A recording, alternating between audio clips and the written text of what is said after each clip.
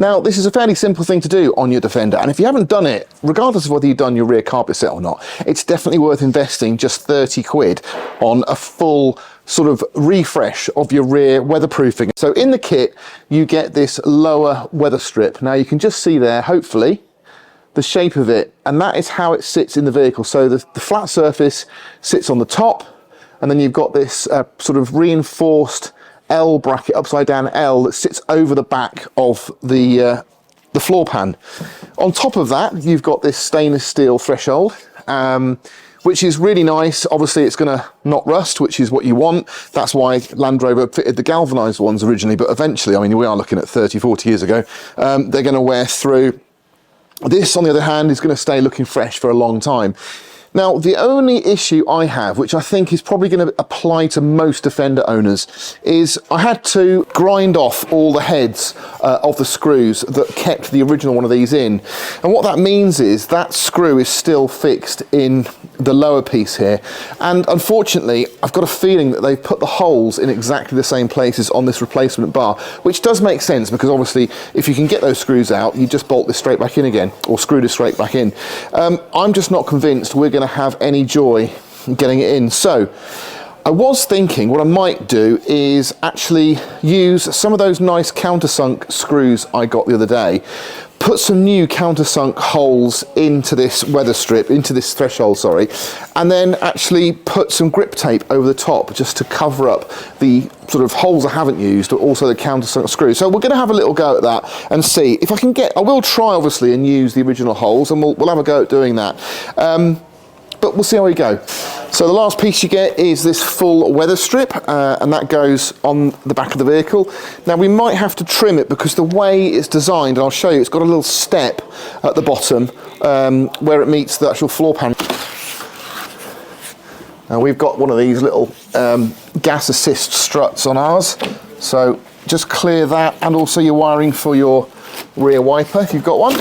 We have got quite a bit of rust on this piece here, so I'm not going to paint it, but I am going to put some rust conversion on there. So I've quickly offered up the door seal, and I think they give you plenty, there's ample on there. So what I'm going to do is I'm going to trim one end first, get it in place, use a dead blow hammer to get it firmly on the bodywork. So if this is something you haven't got, a dead blow hammer is basically like a plastic nylon hammer, but it's got sand in the head, and what it means, it doesn't bounce back when you actually use it, and it's a really brilliant tool for fitting weather seals and loads of other stuff, so well worth getting. But we're going to trim this off now. We've got reinforced arches in here, so you can just see there, look, there's my little metal reinforcement, so they're quite nasty. If you can, just pull each one of these little metal reinforcements out. Hopefully you can see me just prise it open there. So what I'm left with, you can see, is I've just taken that face, and we've still got the flat inner bit, but we've retained the shape. So I'll get that on and show you what I mean.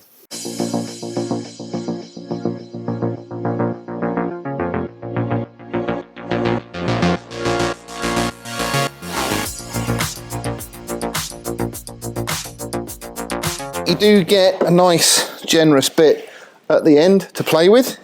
So the first thing I'm going to do is get it to the correct length, and then we'll trim it back like the other one. There we go. See what I mean? Just get them out. Then we can just cut that piece there.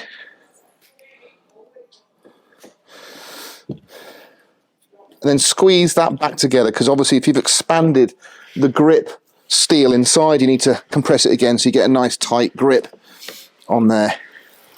There we go, so we've come down and we've just trimmed a piece off, so we are actually dropping right the way down onto the threshold. Flat side just goes straight on there. And again, the nice thing is this is the right width, so it sits just between our new weather seal, so you haven't got to trim it down at all, and it sits up against there, so that's perfect. But what about our threshold? You've actually got this channel here, which I've got my finger in, and that sits over your new carpet at the back here. There we go. Now it does sit at a slight angle, it does slope down ever so slightly, and that is because you want water to run out. So we are in The best I can do now is try and drill through one of these and see where we go.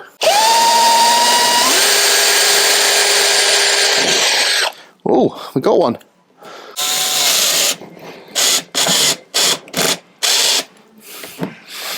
That's holding. That's good. I've just got it on a very light torque setting. I don't want to round them off. Let's try and drill out a couple more.